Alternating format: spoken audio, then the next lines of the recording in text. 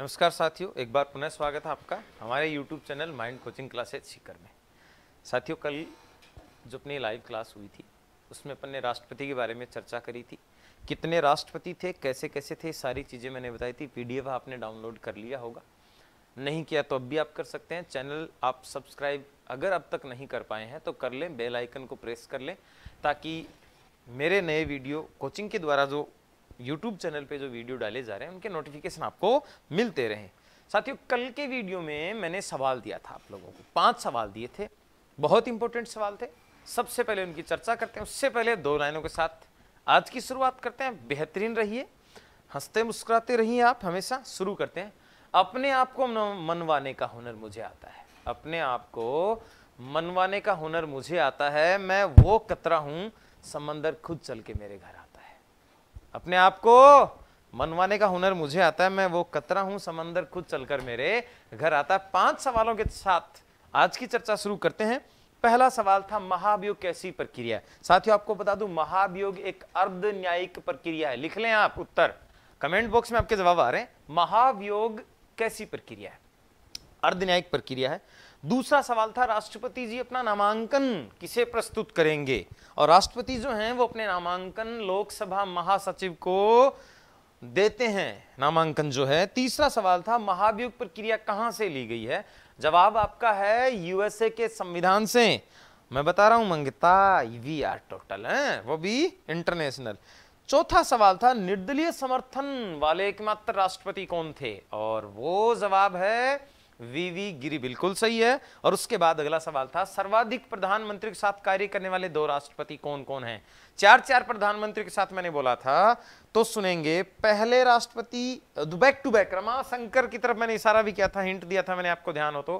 पहले राष्ट्रपति हैं रामास्वामी वेंकटरमन और दूसरे राष्ट्रपति हैं शंकर दयाल शर्मा। दोनों ही राष्ट्रपतियों ने अपने अपने कार्यकाल के दौरान 4 प्रधानमंत्री के साथ कार्य किया था। साथियों, अब हम बात शुरू करते हैं आज राष्ट्रपति की शक्तियों की। अब तक अपन ने संवैधानिक स्थिति देखी है, अब राष्ट्रपति की शक्तियों की शुरुआत करते हैं। तो आप थोड़ा सा इस पे ध्यान देंगे, राष्ट्रपति की शक्तियों पे शुरू करते हैं। तैयार हो जाइए सारे, शेयर करते जाएं, इसको देखते जाएं, सुनेंगे। राष्ट्रपति की शक्तियां, बहुत महत्वपूर्ण चैप्टर अपना चल रहा है, मैं पूरी डिटेल के साथ आपको लिए चल रहा हूं। राष्ट्रपति की शक्तियां, राष्ट्रपति की शक्तियां, हेडिंग लगा लें आप लोग, देख लें इसको, अपने माइंड में सेट कर लें। माइंड की बात अपनी चल रही है। राष्ट्रपति की शक्तियां कितने भागों में बांट सकते हैं, मुख्यतः 4 भागों में बांट सकते हैं। बाकी ये ऐसा कुछ आपको जरूर नहीं कि बांट के याद करें, याद होना चाहिए कैसे भी। शुरुआत करते हैं। पहले नंबर पे हम रखेंगे कार्यपालिका शक्ति, राष्ट्रपति की कार्यपालिका संबंधी शक्तियां।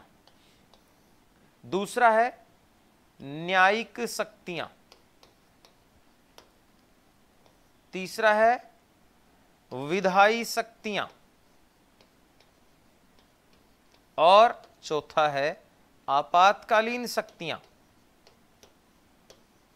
4 प्रकार की राष्ट्रपति की शक्तियों की अपन चर्चा करते हैं। एक और अगर आप रखना चाहें तो थोड़ा सा वित्तीय शक्तियां भी रख सकते हैं। मुख्यतः बेसिक रूप से 4 शक्तियां, कार्यपालिका, न्यायिक, विधायी और आपातकालीन शक्तियां। शुरुआत करते हैं राष्ट्रपति की शक्तियों में। नंबर 1 पे कार्यपालिका शक्तियों की। अगर आपको 2 क्लास पहले वाली वीडियो की बात ध्यान है तो मैंने कहा था अनुच्छेद 52-53 की चर्चा एक बार नहीं करते हैं, कार्यपालिका शक्तियों की चर्चा शुरू करते हैं। और देखो, कार्यपालिका शक्ति का उल्लेख किस अनुच्छेद में है भाई, तो बोलो अनुच्छेद 53। राष्ट्रपति की कार्यपालिका शक्ति अनुच्छेद 53 में। अब क्या क्या कार्यपालिका शक्तियां, तो देखिए, कार्यपालिका 2 प्रकार की होती है, एक वास्तविक होती है और एक नाम मात्र की होती है। राष्ट्रपति जी जो हैं वो भारत में कार्यपालिका के संवैधानिक और नाम मात्र के प्रमुख हैं। कैसे प्रमुख हैं, नाम मात्र या फिर संवैधानिक प्रमुख। आपको बता दूं, राष्ट्रपति राज्य का प्रमुख होता है, सरकार का प्रमुख नहीं होता है। सरकार के प्रमुख जो है प्रधानमंत्री होते हैं। टॉपिक के साथ चर्चा करते हैं। तो भारत के राष्ट्रपति जो है नाममात्र और संवैधानिक प्रमुख है। इसीलिए भारत के राष्ट्रपति की तुलना जो है वो ब्रिटेन के सम्राट के साथ की जाती है, क्योंकि ठीक ऐसे ही नाम मात्र के कार्य के रूप में, सम्राट के रूप में वहां कार्य किया जाता है। अनुच्छेद 53 में कहा गया कि संघ की सारी कार्यपालिका शक्ति जो है उसका प्रयोग राष्ट्रपति करेंगे, या तो स्वयं कर लेंगे या फिर अपने अधीनस्थ पदाधिकारियों के माध्यम से करेंगे। आप कमेंट बॉक्स में जवाब दे सकते हैं अधीनस्थ पदाधिकारी कौन होते हैं, जानते ही होंगे, थोड़ा बहुत आपको नॉलेज हो तो, नहीं जानते तो अपन चर्चा करते हैं। प्रधानमंत्री और मंत्रिपरिषद के माध्यम से प्रयोग किया जाता है। तो कार्यपालिका शक्तियां नाम मात्र और संवैधानिक है, ब्रिटेन के सम्राट के साथ तुलना की जाती है। अब देखो बोले गुरुजी कौन कौन सी कार्यपालिका शक्तियां, तो भाई देखो नियुक्ति कराए, आयोगों को गठन कराए, नियुक्ति और आयोगों के गठन संबंधी। अब सुनेंगे बात को किस किस की नियुक्ति कर सकता है, महान्यायवादी की नियुक्ति करता है, नियंत्रक महालेखा परीक्षक की नियुक्ति करता है, राज्यपाल की नियुक्ति करता है, उच्च न्यायालय के न्यायाधीशों की, सर्वोच्च न्यायालय के न्यायाधीशों की, सूचना आयोग है, वित्त आयोग है, यूपीएससी है, लोक सेवा आयोग जिसको कहते हैं, बहुत सारे आयोग हैं, मानवाधिकार आयोग है, महिला आयोग है, जाति आयोग है, जनजाति आयोग है। इन आयोगों की नियुक्ति करता है, आयोगों के अध्यक्षों की नियुक्ति करता है, इन आयोगों का गठन भी करता है। तो बोले गुरुजी याद क्या रखा, महत्वपूर्ण बता दो। पहली बात तो ये साथियों कि कंपटीशन में कुछ महत्वपूर्ण क्या कह दें, एक सवाल जो आपके सामने आ गया वो महत्वपूर्ण नहीं है क्या पेपर में, भले वो कैसा ही सवाल क्यों ना, कहते भारत की राजधानी कहां है, तो क्या आप इसको छोड़ देंगे, बोले ना रे यार यहाँ को सवाल कोई करने को सवाल थोड़ी है एग्जाम में, सेकंड ग्रेड में, फर्स्ट ग्रेड में, थर्ड ग्रेड में, पटवारी में, यहाँ का सवाल का जवाब मैं तो खुद दूं ना, छोड़ दूंगा के ना। तो लाडे सरो जक्को सवाल पेपर में आगो वो महत्वपूर्ण है, समझ रहे हो ना बात। तो ये क्या करे, महत्वपूर्ण कौन कौन से लिखवाए, मैं 5 लिखवा दूं, 10 बता दूं, यहाँ पे 11वां नहीं पूछ सकता क्या, बोले गुरुजी पूछ सके तो ये इलाज कर से भाई आप के लिए तो आप आया। सुनो तो बहुत शानदार शॉर्टकट दे रहा हूं, बता दिए मैंने कौन कौन से बड़े पदाधिकारी जिनकी नियुक्ति करता है, बहुत शानदार शॉर्टकट दे रहा हूं, सुनेंगे बात को। जिस भी पद के बाद में पहले पद से पहले क्या मिले आपको, या तो शब्द मिलेगा राष्ट्र या फिर क्या मिलेगा संघ, या तो राष्ट्र शब्द हो या संघ शब्द हो, या फिर जिस आयोग के नाम से पहले आपको क्या मिल जाए, या तो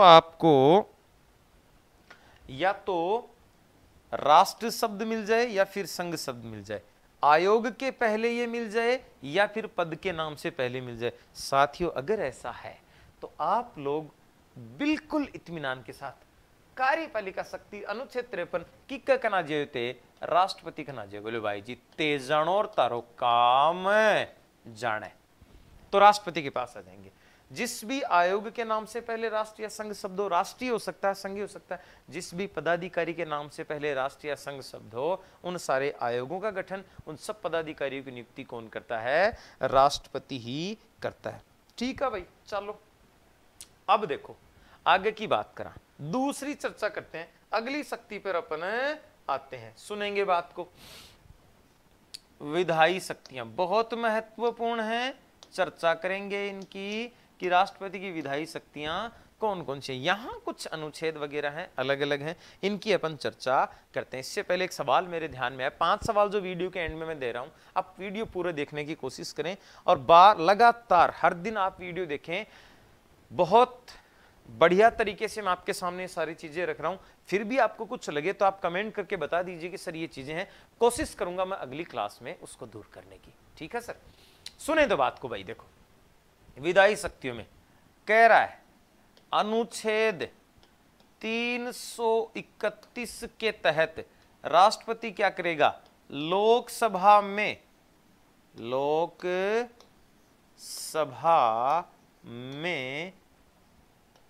2 आंग्ल भारतीय सदस्य मनोनीत करेगा, आंग्ल भारतीय सदस्यों को मनोनीत करता है, एंग्लो इंडियन जिसको कहते हैं, 2 सदस्य मनोनीत करेगा। सवाल बोले गुरुजी क्यों, क्या कले करेगा कि क्या अटारी है, क्या सुनो, लोकसभा है लोगों का सदन, उचित प्रतिनिधित्व जहां होता है, लोगों का सदन है, इसलिए 2 सदस्य मनोनीत करेगा ताकि इस वर्ग का, ये जो पूरे भारत में अल्पसंख्यक जो वर्ग है, एक जो कम्युनिटी जो बन जाती है, इस वर्ग का उचित प्रतिनिधित्व हो सके। देखिए संसद में 545 सदस्य जो हैं हमारे पास, इनमें से 543 तो निर्वाचित होते हैं और ये 2 सदस्य मनोनीत होते हैं। अब बोले गुरुजी कदे कदे न भी करे कि मन में है कि भी आजा के, बोले बिल्कुल आजा, क्यों कौन करे, आपकी मनमर्जी थोड़ी चलाओगे, दादागिरी थोड़ी चलाओगे, संविधान के अनुसार चालोगे न काम, बिल्कुल चालोगे। तो क्या कहो, कहा यह गया है कि यदि पहले से उचित प्रतिनिधित्व आ जाए, मतलब 543 में अगर निर्वाचित होकर आ जाएंगे तो फिर जरूरी नहीं है। चलो भाई दूसरों देखो, अनुच्छेद 80 के तहत जिसमें राज्यसभा का उल्लेख है, राज्यसभा में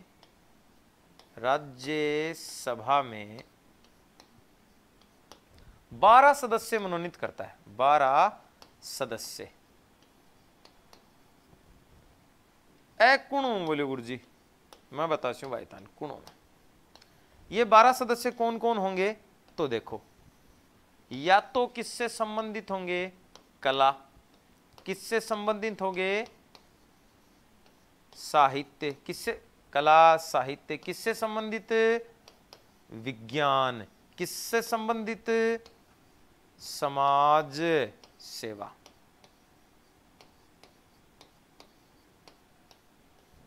ए 12 सदस्य ही भाई, सुन लो, 12 सदस्य किससे संबंधित हैं, कला से, साहित्य से, विज्ञान से और समाज सेवा से। अंडरलाइन कर दूं ताने बढ़िया दिख जा, तारे समझ में आ जा। राज्यसभा में 12 सदस्य मनोनीत करता है। लोकसभा में कितने सदस्य मनोनीत करता है, 2। ये कौन होंगे, आंग्ल भारतीय। राज्यसभा में जो 12 सदस्य हैं कहां कहां से हैं, कला, साहित्य, विज्ञान और समाज सेवा। कला को मतलब कोई भी कला, जैसे अभिनेता है, कला है अभिनय करना, नृत्य है, गायन है, जैसे मिथुन चक्रवर्ती को किया गया था, जया बच्चन को किया गया था, बहुत सारे साहित्य लेखक, बहुत सारे, सूर्य दिनकर को किया गया था, मैथिली शरण गुप्त को किया गया था, बहुत सारे हैं। विज्ञान, वैज्ञानिकों को किया गया, जैसे CNR राव, ऐसे बड़े बड़े जो वैज्ञानिक हैं इनको किया जा सकता है। समाज सेवा में सारी चीज आ जाती हैं, खेल भी इसी में कला में शामिल हो जाता है, जैसे सचिन तेंदुलकर को किया गया था, महान खिलाड़ी सचिन तेंदुलकर। तो ये सारी चीजें हैं, मनोनीत किया जाता है 12 सदस्य। अब सवाल है कि इनको मनोनीत क्यों करते हैं, तो साथियों आपको बता दूं,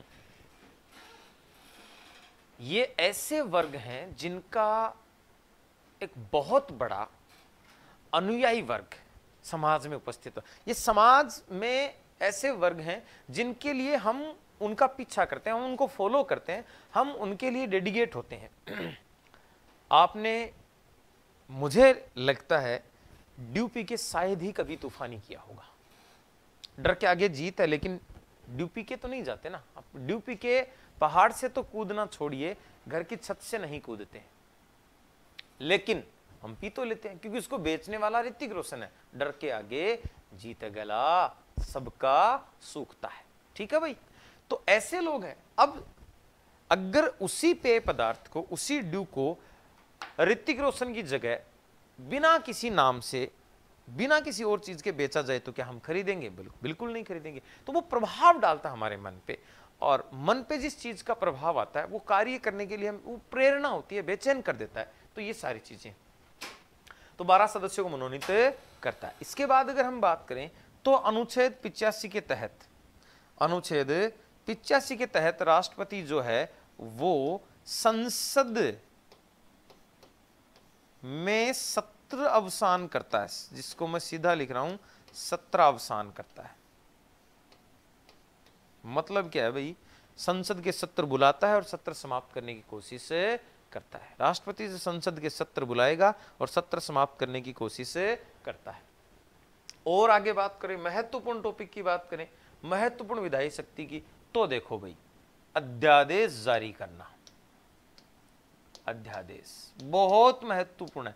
सीधा आपसे पूछे कि सबसे महत्वपूर्ण विधायी शक्ति कौन सी है राष्ट्रपति की, तो बता देंगे अध्यादेश जारी करना। किस अनुच्छेद के तहत करेगा, 123 के तहत। सुनेंगे क्या होता है, कब जारी करेगा। अभी अभी अपन ने चर्चा करी यहां पे कि यदि संसद सत्र में अवसान में लाने में अनुच्छेद 85 के तहत पिछले वीडियो में, पिछली क्लास में अपनी चर्चा हुई थी, शुरुआत में कार्यपालिका, व्यवस्थापिका, न्यायपालिका जब मैंने बनाई थी तो मैंने कहा था कि राष्ट्रपति कार्यपालिका का प्रमुख है जो कानूनों को लागू करते हैं, संसद जो वो कानूनों का निर्माण करती है, और न्यायपालिका कानूनों की व्याख्या करती है, निगरानी करती है।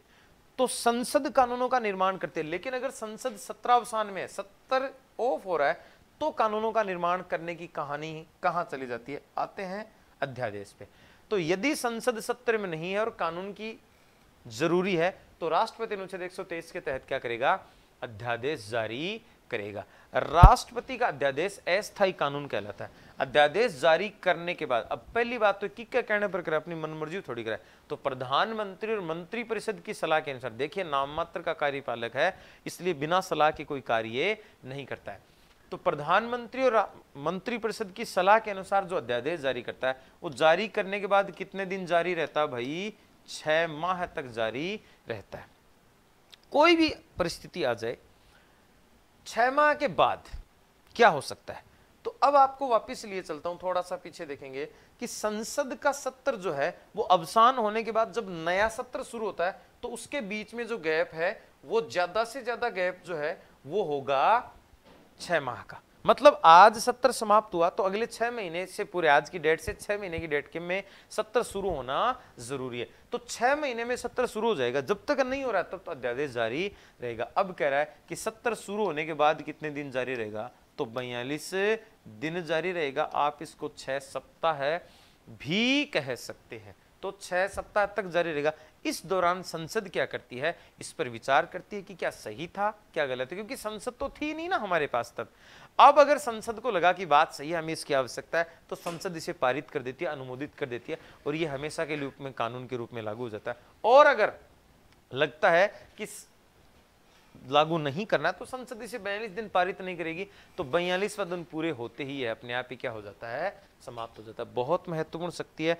सवाल मैं यहां आपसे दे रहा हूं, आप ध्यान सुनेंगे। 5 जो सवाल देने थे, 2-3 सवाल आपके लिए रख रहा हूं, फिर लास्ट में पुनः दोहरा दूंगा। पहला सवाल है, सबसे कम पढ़े लिखे राष्ट्रपति कौन थे? आप कमेंट बॉक्स में ताकि बताते रहें साथ साथ, लास्ट में नहीं बताएं। दूसरा सवाल है, सर्वाधिक, यहां से सर्वाधिक अध्यादेश जारी करने वाले राष्ट्रपति कौन थे? और साथियों तीसरा सवाल है, आज तक जो पिछले में हमने देखा था, पिछली क्लास में जो हमने देखा था राजू की राधा में, एक चीज वहां से निकल के मेरे दिमाग में आई है कि अब तक महिला उम्मीदवार कितनी रह चुके हैं? आप कमेंट बॉक्स में फटाफट बता दीजिए कितनी महिला उम्मीदवार हैं जिन्होंने चुनाव लड़ा है। उम्मीदवार कितनी महिलाएं बनी, आप बता दीजिए। फिर अगली क्लास में जब इसके जवाब मैं दूंगा तो आपको जो भी महिलाएं हैं उनके नाम बता दूंगा कि कब कब किस किस महिला ने चुनाव लड़ा है। इसके बाद अगर हम बात करें तो एक और बहुत महत्वपूर्ण सवाल है, अखिल भारतीय मजदूर संघ, अखिल भारतीय मजदूर यूनियन के अध्यक्ष बनने वाले या ऐसे एकमात्र राष्ट्रपति जो पहले अखिल भारतीय मजदूर यूनियन संघ के अध्यक्ष भी रह चुके थे। और साथियों 5वां सवाल मेरा है कि राष्ट्रपति, उपराष्ट्रपति और राज्यपाल, राष्ट्रपति, उपराष्ट्रपति और राज्यपाल तीनों पदों पर कार्य करने वाले एकमात्र राष्ट्रपति कौन है? और माफ करना साथियों, आज मुझे एक सवाल और ध्यान, बहुत महत्वपूर्ण सवाल है, छठा सवाल आपके सामने रख रहा हूं, निश्चित रूप से आपका जवाब आना चाहिए। राष्ट्रपति, उपराष्ट्रपति और ये इसलिए जोड़ के पढ़ रहे हैं ना भाई, 3-3 का जोड़ा होगा ना। राष्ट्रपति, उपराष्ट्रपति, राज्यपाल, 3 पदों पर कार्य करने वाले एकमात्र राष्ट्रपति कौन है? राष्ट्रपति, उपराष्ट्रपति और सर्वोच्च न्यायालय के न्यायाधीश, मुख्य न्यायाधीश के रूप में तीनों पदों पर एक साथ कार्य करने वाले एकमात्र व्यक्ति कौन है? आप फटाफट से जवाब दे दीजिए। तो ये अध्यादेश जारी करने की शक्ति। 5 सवाल हो गए हैं, आप जवाब देते जाइए। अध्यादेश सबसे ज्यादा किसने जारी किए थे? इसके बाद अगर अपन और विधायी शक्तियों की बात करें तो एक और बहुत महत्वपूर्ण विधायी शक्ति है और वो है वीटो, वीटो पावर। देखो एक वीटो तो होता है यूएनए में, जिसे निषेधाधिकार वीटो कहा जाता है, जो 5 स्थायी सदस्यों के पास है। एक राष्ट्रपति के पास है वीटो पावर अनुच्छेद 111 के तहत। अब साथियों जो अपन यहां जो चर्चा कर रहे हैं, 3 प्रकार का वीटो है। अत्यंतिक वीटो मतलब किसी विधेयक को मना कर दे, दूसरा जो है वो निलंबनकारी वीटो, पुनर्विचार हेतु लौटा दे। और जिस वीटो की मैं चर्चा आपसे करने जा रहा हूं, अत्यांतिक वीटो में मना करेगा संसद द्वारा भेजा गया कोई भी विधेयक हस्ताक्षर करने से। निलंबनकारी वीटो में पुनर्विचार हेतु लौटाएगा। आगे संसद में बात करेंगे विधेयकों में, ध्यान रखना। और यहां पे मैं बात कर रहा हूं जेबी वीटो, या जिसको अपन पॉकेट वीटो भी कह सकते हैं। पॉकेट वीटो, जेबी या पॉकेट वीटो क्या होता है साथियों? राष्ट्रपति के पास कोई भी विधेयक गया, संसद के दोनों सदनों में पारित होने के बाद यह हस्ताक्षर के लिए किसके पास जाएगा? राष्ट्रपति के पास जाएगा। यहां मैं एक और शब्द आपके साथ रख रहा हूं, एक तो विधेयक होता है, एक होता है साथियों अधिनियम। अब बहुत सारे बच्चों को यह पता ही नहीं होता है वास्तव में कि विधेयक क्या है और अधिनियम क्या है। जब तक इस पर बहस चल रही है, जब तक ये संसद के द्वारा पारित होने के बाद और राष्ट्रपति के हस्ताक्षर के द्वारा लागू नहीं हुआ है, तब तक ये एक विधेयक है। राष्ट्रपति ने जैसे हस्ताक्षर कर दिए तो ये क्या बन जाएगा साथियों? अधिनियम बन जाएगा। तो संसद द्वारा विधेयक पर क्या क्या करेगा? या तो हां कर दे, हस्ताक्षर कर दियो, लागू होगो, या फिर क्या कर दे? बोले भाई जी ना, आपने कौन जच्चा है, ना कर दे। लेकिन एक ऐसा विधेयक है कि राष्ट्रपति चाहता है ये कभी कानून नहीं बने, कानून बने नहीं। अब हां करता है तो कानून बन जाएगा, ना करता है तो अगर संसद ने दोबारा पारित कर दिया जो क्या तो राष्ट्रपति बाध्य हो जाता है हस्ताक्षर करने के लिए। दूसरी बार में हस्ताक्षर करने के लिए बाध्य, पहली बार में बाध्य नहीं है। तो राष्ट्रपति क्या करता है? वीटो करता है। कौन सा वीटो? जेबी वीटो या पॉकेट वीटो। क्या होता है? ना तो हां कहेगा और ना ही ना, बल्कि उसे हमेशा के लिए अपने पास रख लेता है, हमेशा के लिए अपने पास रख लेता है। अर्थात यदि, परिभाषा सुन लें, अर्थात यदि राष्ट्रपति संसद द्वारा पारित किसी विधेयक पर ना तो हां करता है ना ही ना करता है, बल्कि उसे हमेशा हमेशा के लिए अपने पास रख लेता है, उसे ही हम जेबी वीटो या पॉकेट वीटो के नाम से जानते हैं। और साथियों मैं बता रहा था, ज्ञानी जेल सिंह जी जो है वो एकमात्र ऐसे राष्ट्रपति हैं जिन्होंने जेबी वीटो या पॉकेट वीटो का प्रयोग किया था। अब किया कब? तो डाक संशोधन विधेयक पर किया। और ये कब आया था? 1986 के डाक संशोधन विधेयक पर एकमात्र प्रयोग किया था। साथियों यहाँ एक बहुत अच्छा सवाल आपसे रख रहा हूं, आप कोशिश करेंगे जवाब देने की, हाँ या ना में जवाब देने की कोशिश करें फटाक से, जल्दी से।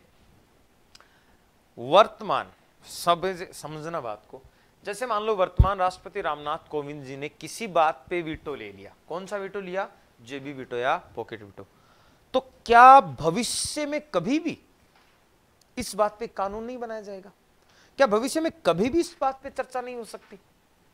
मान लो जैसे आप समझ लो कि नागरिकता संशोधन बिल है, मान लो आप समझ लो जैसे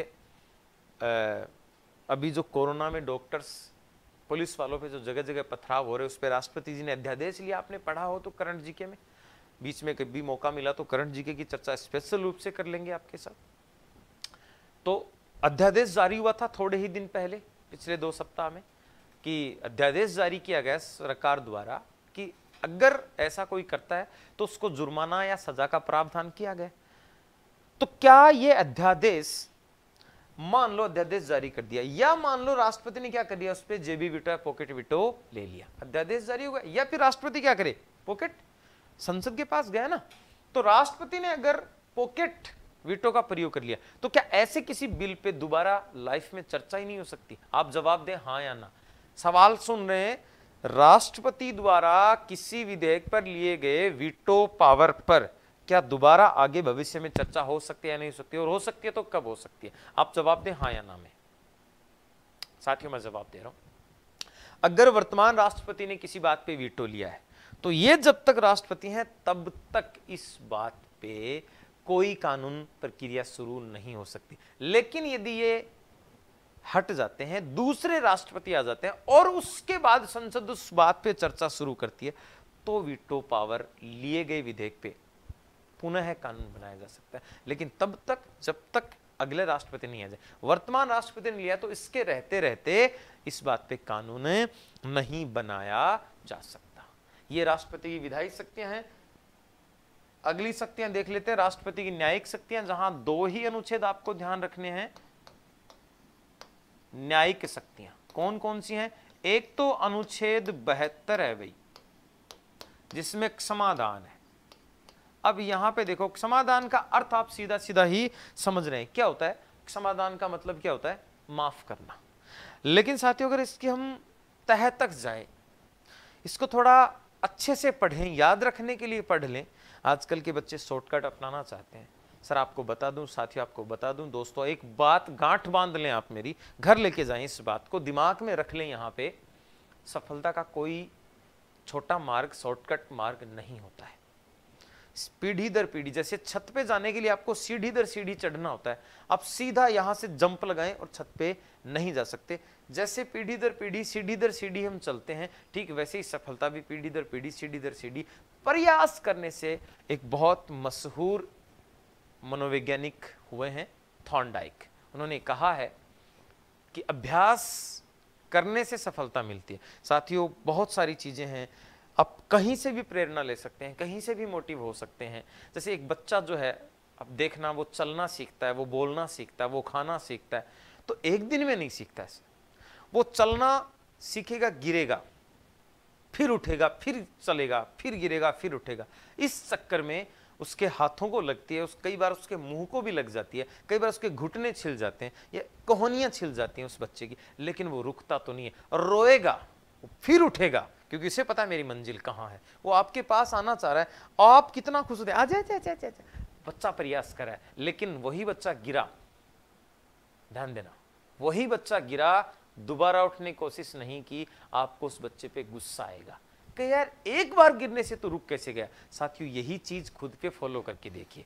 एक प्रयास आपने किया जॉब लगने का, असफलता मिली, तो जरूरी नहीं ना कि वो आपकी अंतिम असफलता हो सकता है वो अगली प्रयास में आपको सफलता हो, क्योंकि कहते हैं 100 बाठो महाराज ना, एक तो लग गई, तारो के बरो 100 ही हो रहे होगो। कुछ बच्चे बहुत बार प्रयास कर चुके हैं। साथियों हारना नहीं है कभी भी, इसलिए आप ध्यान देंगे बात पे, तो तह तक जाते हैं। तो 5 प्रकार से हैं, देखो कैसे कैसे वो माफ कर सकता है। एक तो है क्षमा करना, मतलब माफ कर दिया भाई, क्षमा का मतलब माफ कर दिया, मार दिया जाए कि छोड़ दिया जाए, बोले भाई जो करा है ना, पूर्णतः माफ कर दिया। एक है लघुकरण, शब्दों पे ध्यान दें, मैं आगे एग्जाम्पल भी दे रहा हूं आप लोगों को। लघुकरण का मतलब है स्वरूप बदलना। लघुकरण का मतलब कम मत समझना, स्वरूप बदलना। लघुकरण में क्या होता है? स्वरूप बदलना। कैसे बदलेगा स्वरूप? 2 वर्ष का जो कारावास था उसे कितने में बदल दिया? 1 वर्ष में। सॉरी ये नहीं, ये थोड़ा सा ध्यान देंगे, गलत एग्जाम्पल है। मृत्यु दंड को उम्र कैद में बदल देना, स्वरूप बदलेगा। आपको क्या दिया गया था? मृत्यु दंड दिया गया है। मृत्यु दंड, मृत्यु दंड को किस में बदल रहा है? उम्र कैद में। रूप बदल गया ना, ये इसका एग्जाम्पल है। मृत्यु दंड को उम्र कैद में बदलना। लघुकरण में स्वरूप बदल दिया जाता है। एक है परिहार, यहां सजा कम हो जाती है। परिहार क्या करेगा? सजा कम करेगा। कैसे करेगा सजा कम? सुनो तो भाई, 2 वर्ष की सजा को ज्यों का तो कितने में बदल दिया? 1 वर्ष में। अगला है विराम। विराम में है अस्थायी रोक लगाना, सॉरी, विशेष परिस्थिति में सजा कम करना।